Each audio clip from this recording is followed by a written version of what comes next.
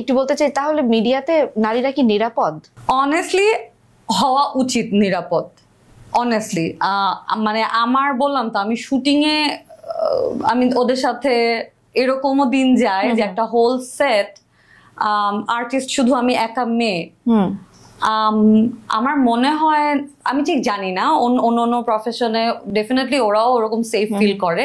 আমার কিন্তু একটা বারের জন্য মনে হয় না যে আমি অনেকগুলো ছেলের সাথে আছি আমি কি সেফ কিনা। আমার মনে হয় আমি শুটিং এ আছি, তার মানে আমি সেফ এবং ওরা আমাকে টেক কেয়ার করবে।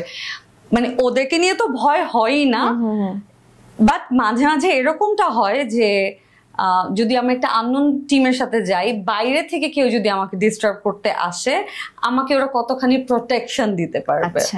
সো এটা যদি আমার পরিচিত কোনো টিম থাকে, তখন আমি জানি যে নো ম্যাটার হোয়াট আমি পর্যন্ত আসতেই দিবে না।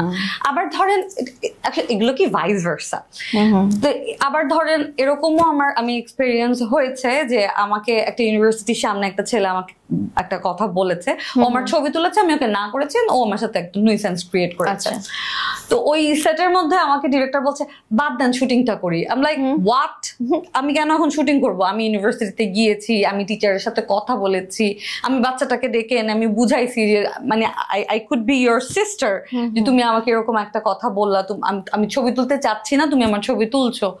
এই জিনিসগুলো অনেক সুন্দরভাবে সলিউশন করা যায়, এরকম অ্যাগ্রেসিভ ভাবে না।